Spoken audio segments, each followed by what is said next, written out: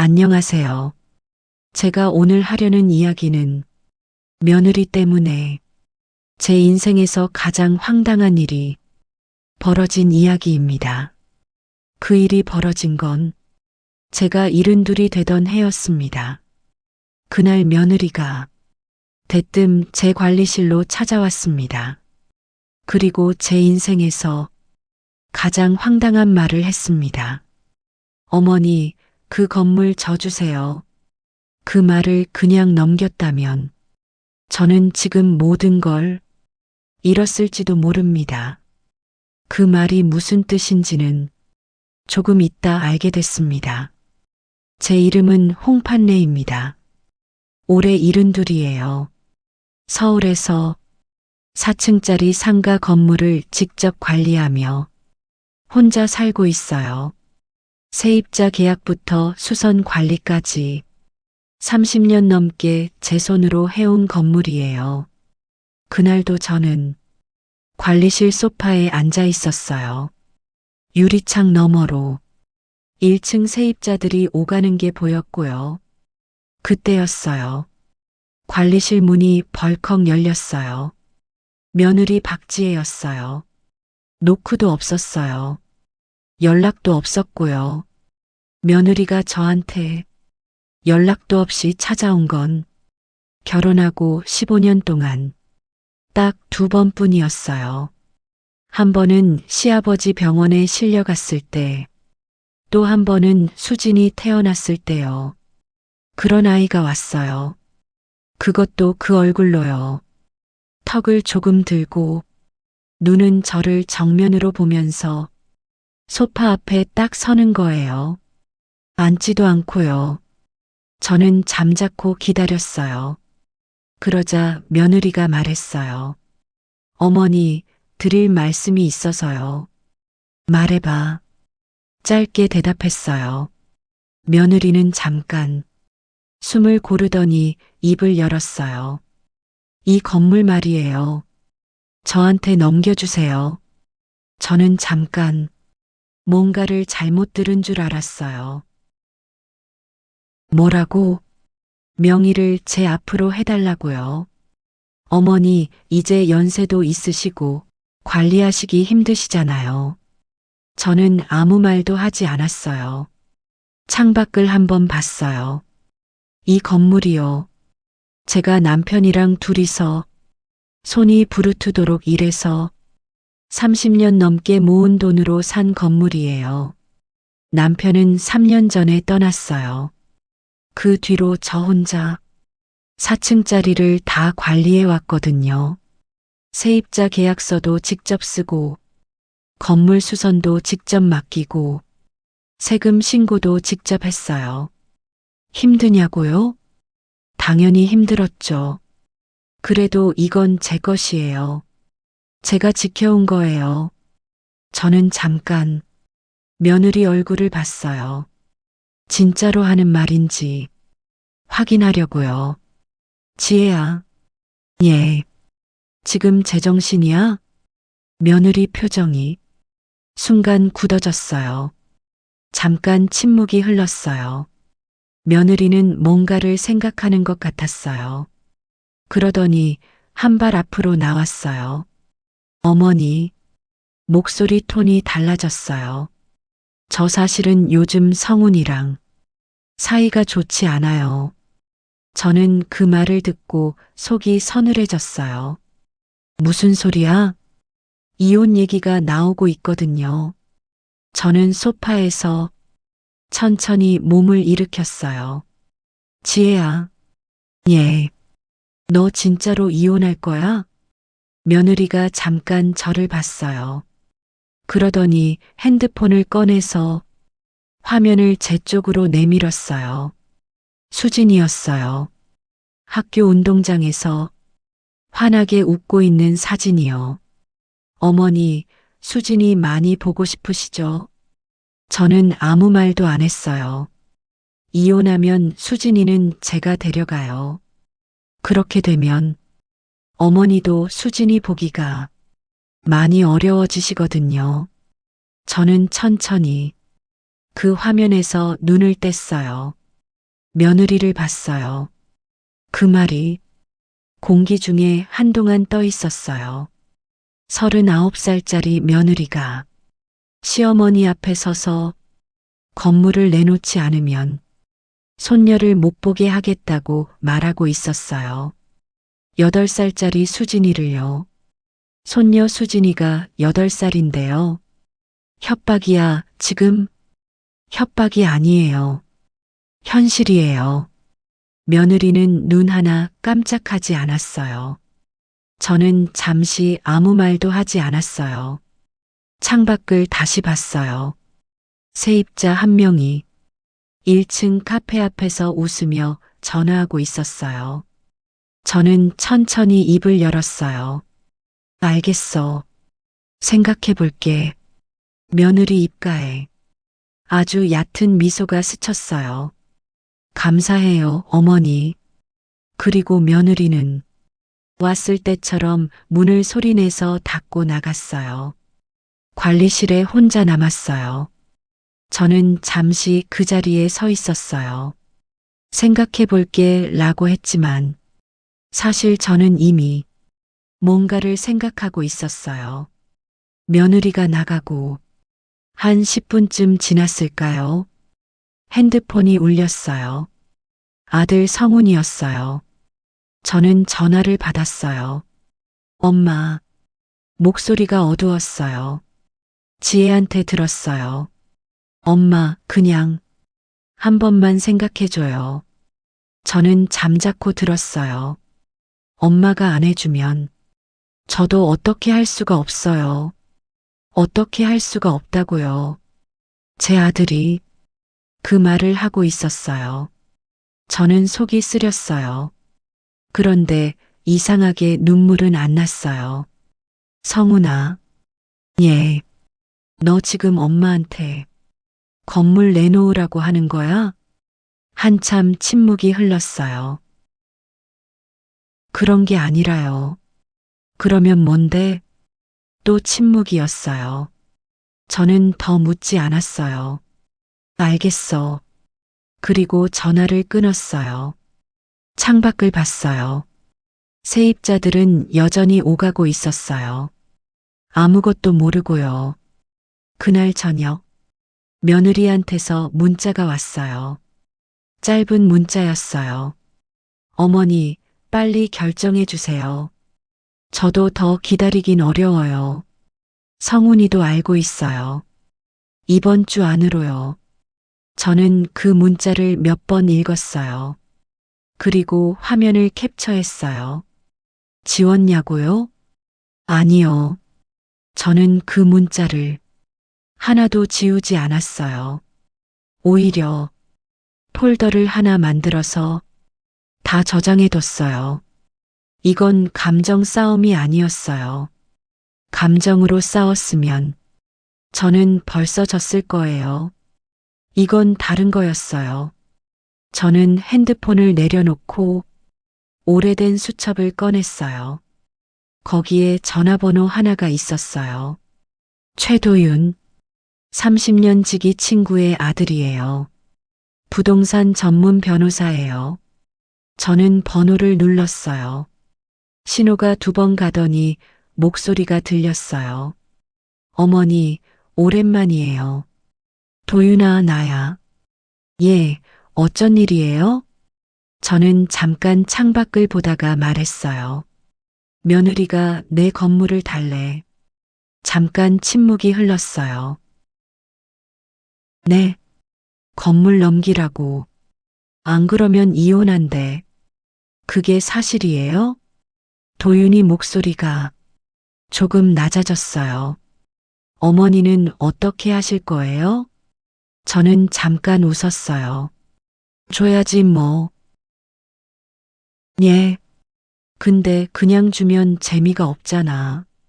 전화기 너머에서 잠시 아무 소리도 없었어요. 어머니, 응, 내일 시간 되세요? 돼. 제가 찾아갈게요.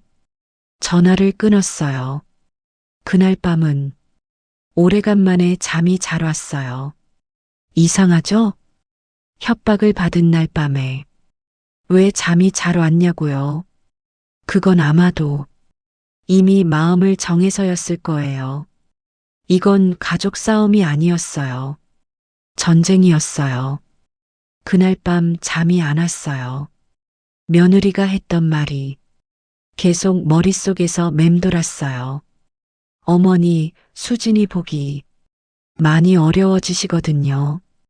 저는 천장을 보면서 한참 누워 있었어요. 울어야 하나 싶었는데 눈물은 안 나왔어요. 화가 나야 하나 싶었는데 그것도 아니었어요. 그냥 차가웠어요. 머릿속이요. 다음 날 아침 도윤이 사무실로 갔어요. 자리에 앉자마자 어제 있었던 일을 다 얘기했어요. 며느리가 찾아온 것, 건물 넘기라고 한 것, 수진이 사진 들이민 것까지요. 도윤이는 중간에 끊지 않고 끝까지 들었어요. 그러더니 말했어요. 어머니, 이 건물 지금 시세가 얼마예요? 50억은 되지. 증여로 넘기면 세금이 16억 나와요. 저는 잠깐 말이 안 나왔어요. 며느리가 그걸 알까요? 모르겠지. 건물만 보이는 거지 뭐. 도윤이가 잠깐 생각하더니 말했어요. 방법이 있어요. 방법? 뭔데? 증여 말고 매매로 가요. 매매. 어머니가 며느리한테 파는 거예요. 근데 며느리한테 돈이 없잖아요. 없지. 그러면 어머니한테 빌려야죠. 저는 잠깐 생각했어요. 근데 50억을 어떻게 빌려? 방법이 있긴 해요. 도윤이가 저를 봤어요. 차용증 쓰는 거예요. 저는 그 말을 천천히 이해했어요. 50억짜리 차용증. 잠깐 침묵이 흘렀어요. 건물은 담보가 되는 거고요. 빚 갚기 전까지는 실질적으로 어머니 건물이에요. 저는 천천히 도윤이 얼굴을 봤어요. 며느리가 이걸 알면 안 하겠다고 하지 않을까? 모르게 하면 되죠. 저는 잠깐 웃었어요. 어떻게? 어머니가 굴복하는 척 하시는 거예요. 건물 줄게 하시고요. 근데 증여는 세금이 너무 많이 나오니까 매매로 하자고 하시는 거예요.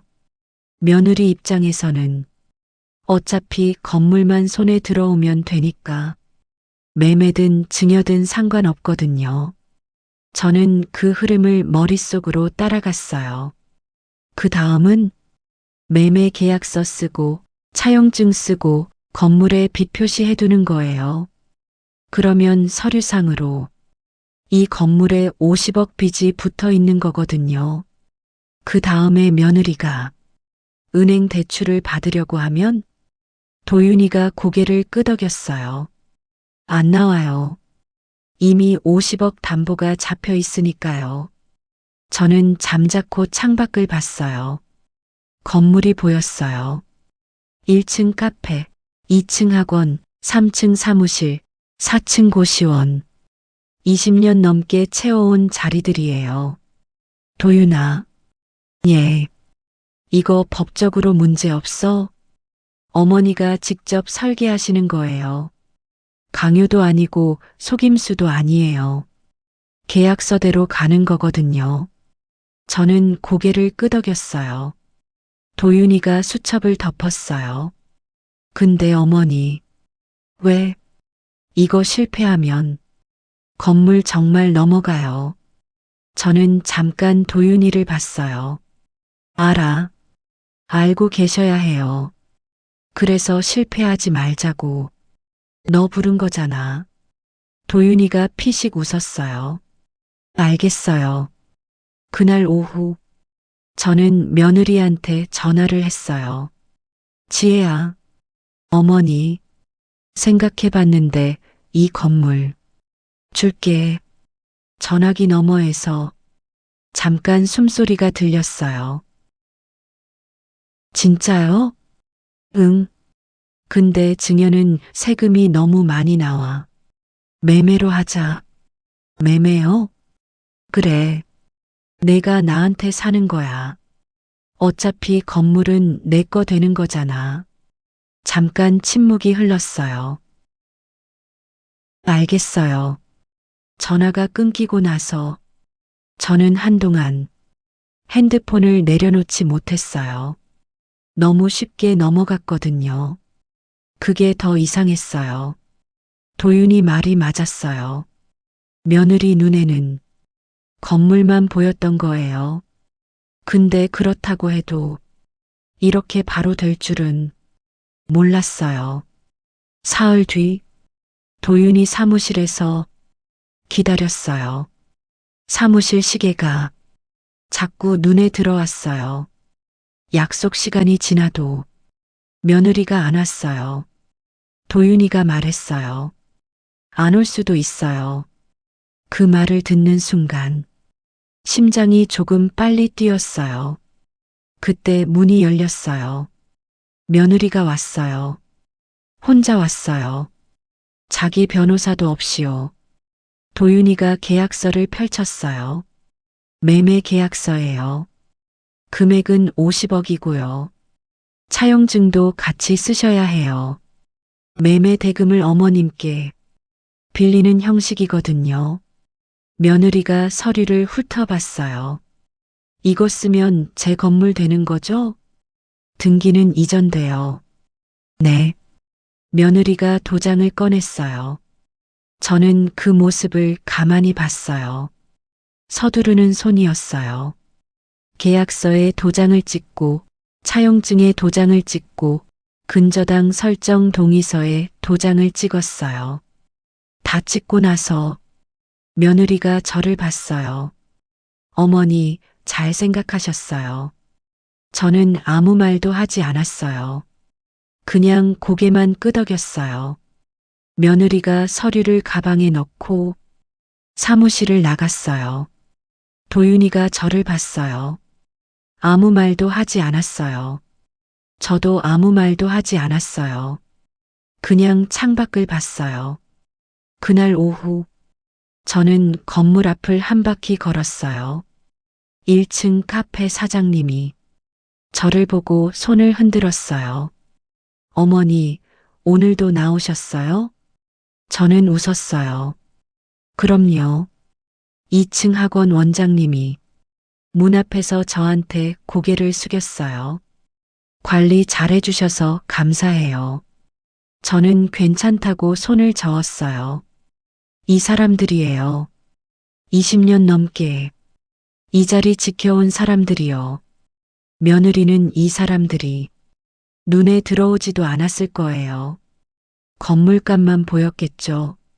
저는 4층까지 계단을 걸어 올라갔어요. 옥상에 서서 서울 하늘을 봤어요. 이상하게 마음이 조용했어요. 그때였어요.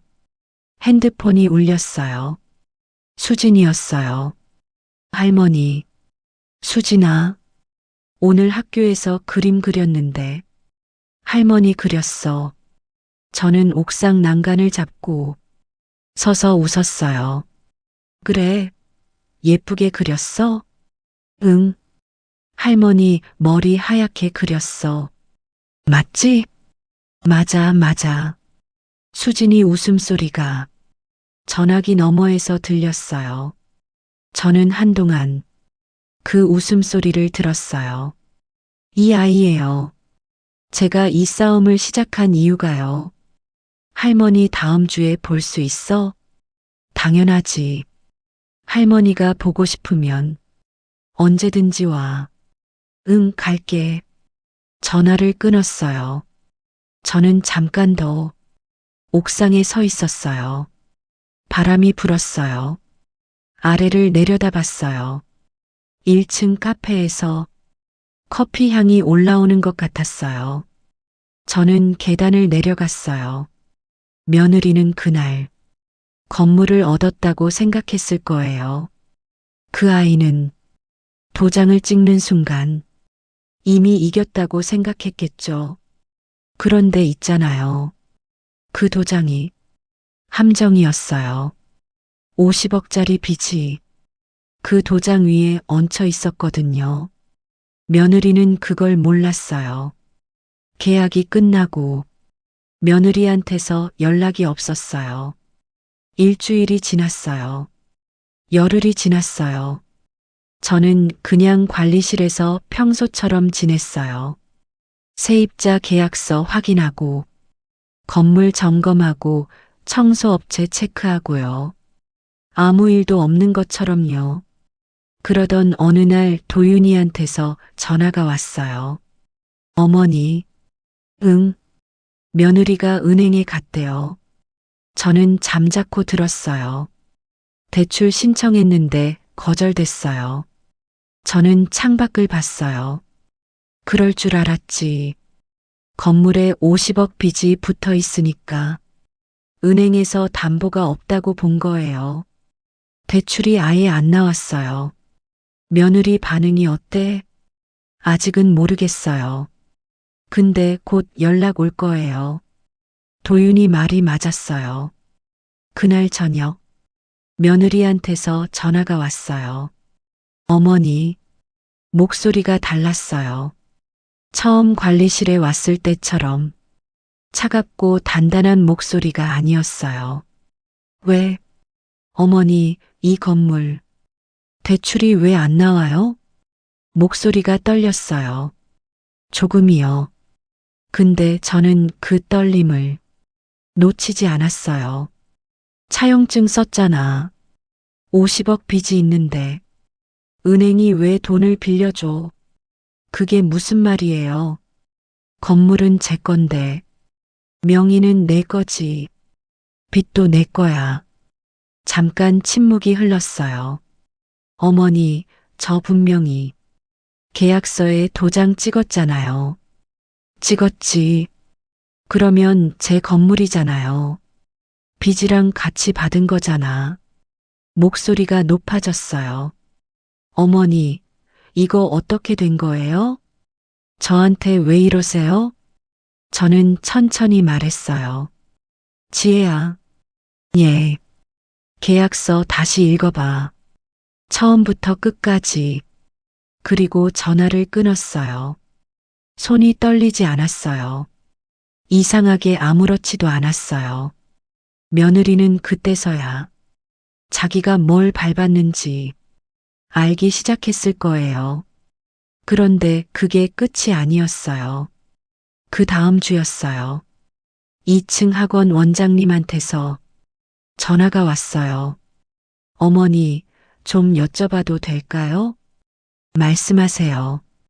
건물 주인이 바뀌었다고 누가 찾아왔는데요. 임대료 올린다고 하더라고요. 저는 잠깐 눈을 감았어요.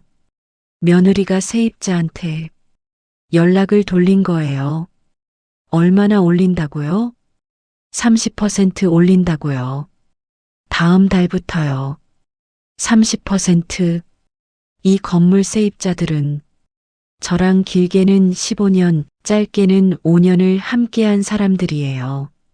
그 사람들한테 아무 예고 없이 30%를 올린다고요.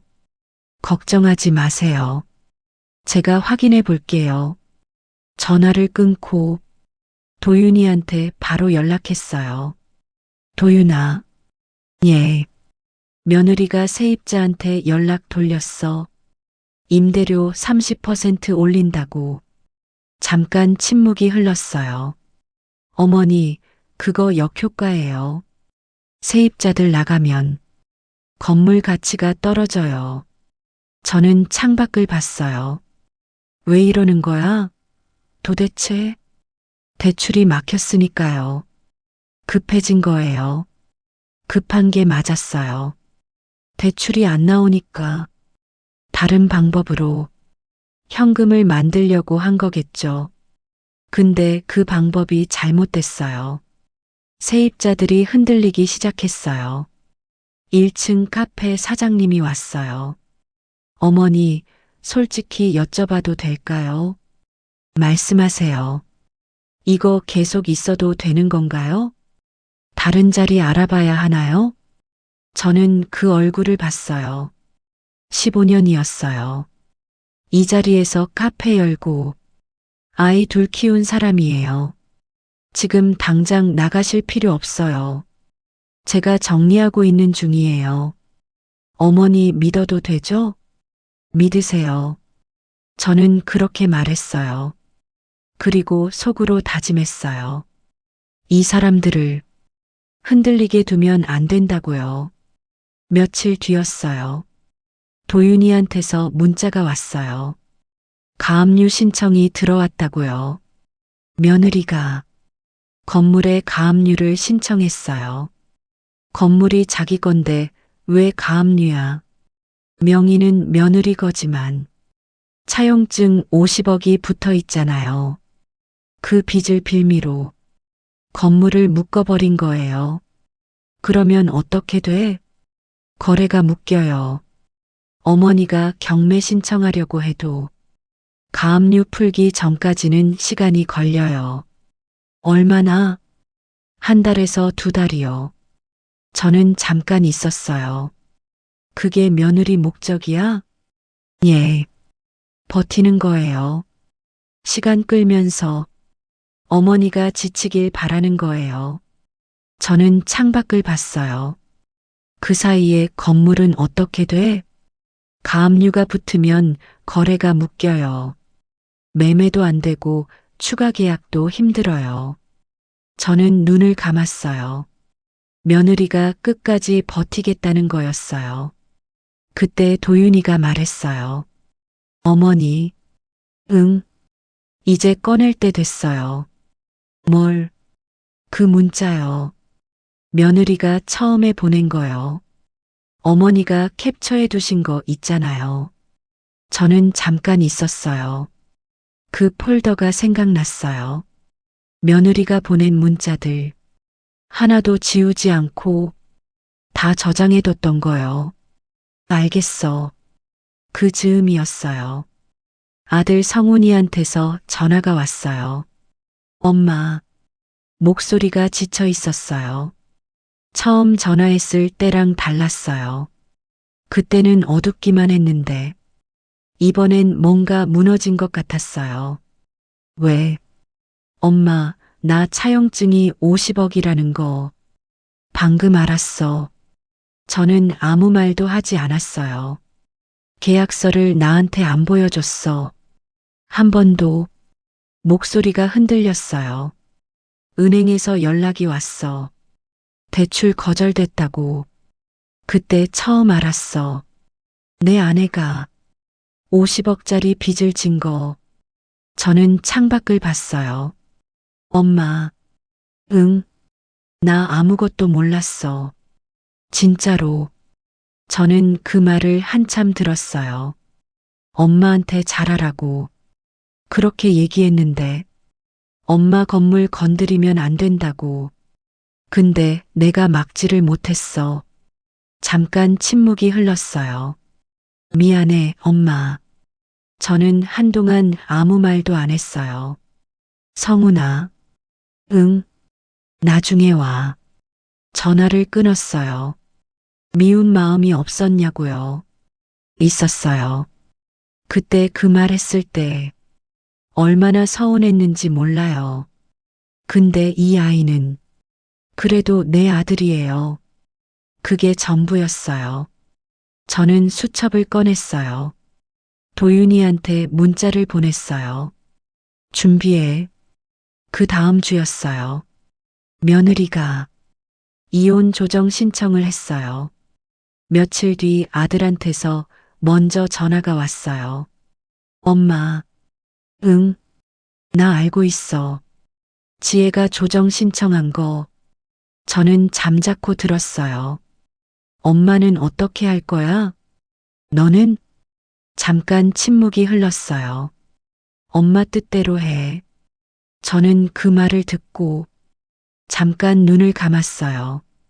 그 한마디가 얼마나 오래 걸렸을지 알 것 같았거든요. 조정 기일이었어요. 조정실은 작고 조용했어요. 탁자 하나를 사이에 두고 저쪽에 며느리가 앉았어요. 변호사를 데려왔어요. 저는 도윤이 옆에 앉았어요. 조정위원이 양쪽을 번갈아 봤어요. 재산 분할 건으로 조정 신청이 들어왔습니다. 건물 관련 주장부터 들어보겠습니다. 며느리 변호사가 말을 꺼냈어요. 의뢰인이 정당한 매매 계약으로 건물을 취득했으며 그때 도윤이가 서류를 꺼냈어요. 문자 캡처 제출하겠습니다. 조정위원이 받아서 읽었어요. 며느리가 보낸 문자들이요. 건물 넘겨주시면 이혼은 없어요. 이번 주 안으로요. 더 기다리긴 어려워요. 조정실이 조용해졌어요. 조정위원이 며느리 쪽을 봤어요. 이 문자 본인이 보낸 거 맞습니까? 며느리가 입술을 움직였어요. 근데 말이 안 나왔어요. 저는 그 얼굴을 봤어요. 그때 관리실에서 턱 들고 서 있던 그 얼굴이 아니었어요. 조정은 오래 걸리지 않았어요. 재산 분할에서 건물은 제외됐어요. 차용증 50억 채무 구조가 그대로 인정됐고요. 며느리는 양육비만 받는 조건으로 조정이 끝났어요. 수진이 양육권은 아들한테 왔어요. 저는 조정실을 나오면서 도윤이한테 말했어요. 이제 마지막이네. 예. 경매 신청할게요. 저는 고개를 끄덕였어요. 차용증 50억을 며느리가 갚지 못했으니까 담보로 잡힌 건물이 경매로 넘어가는 거예요. 경매 감정가가 나왔어요. 세입자 갈등 때문에 시세보다 조금 낮게 나왔어요. 도윤이가 말했어요. 어머니가 직접 입찰하셔도 돼요. 감정가 기준으로 충분히 낙찰 가능해요. 입찰 날이었어요. 법원 경매실에 사람이 몇 있었어요. 저는 입찰 봉투를 들고 자리에 앉았어요. 손이 떨렸냐고요? 조금 떨렸어요. 30년이 들어있는 건물이거든요. 개찰이 시작됐어요. 직원이 봉투를 하나씩 열었어요. 저는 숨을 참았어요. 최고가 입찰자 홍판례님. 저는 눈을 감았어요. 잠깐이요. 그러고 나서 눈을 떴어요. 도윤이가 옆에서 말했어요. 어머니, 됐어요. 저는 낙찰 확인서를 받아들었어요. 손이 떨렸어요. 이번엔 기쁨 때문에요. 낙찰 서류를 들고 건물 앞에 섰어요. 1층 카페에서 커피 향이 났어요. 문이 열리면서 카페 사장님이 나왔어요. 어머니, 오늘 날씨 좋네요. 그러게요. 저는 잠깐 하늘을 봤어요. 구름 한 점 없었어요. 그때 핸드폰이 울렸어요. 수진이었어요. 할머니. 응, 수진아. 아빠가 이번 주말에 할머니 집 가도 된대. 저는 웃었어요. 그래 와. 할머니가 맛있는 거 해줄게. 진짜? 그럼. 전화를 끊고 저는 건물 안으로 들어갔어요. 관리실 문을 열었어요. 소파에 앉았어요. 창밖으로 세입자들이 오가는 게 보였어요. 아무것도 바뀐 게 없었어요. 아, 한 가지는 바뀌었어요. 며느리가 없어졌어요. 저는 수첩을 펼쳤어요. 오늘 할 일 목록이 있었어요. 세입자 계약 갱신 확인, 3층 수선 업체 연락, 건물 보험 갱신. 평소랑 똑같았어요. 저는 펜을 들었어요. 세입자 계약 갱신 확인, 3층 수선 업체 연락, 건물 보험 갱신. 평소랑 똑같은 목록이었어요. 저는 첫 번째 항목에 체크 표시를 했어요. 그때 핸드폰이 울렸어요. 수진이었어요. 할머니, 나왔어. 어디? 건물 앞이요. 저는 관리실 문을 열었어요. 유리문 너머에 수진이가 서 있었어요. 손을 흔들었어요. 저는 웃었어요. 이 이야기를 들으시는 분들 중에 혹시 비슷한 상황에 계신 분이 있다면 딱 한 가지만 말씀드릴게요. 감정으로 싸우지 마세요. 서류를 모으고 사람을 찾고 구조를 만드세요. 그리고 혼자 하지 마세요. 저한테는 도윤이가 있었어요. 여러분한테도 그런 사람이 한 명은 있어야 해요. 오늘 이야기는 여기까지예요. 들어주셔서 감사합니다.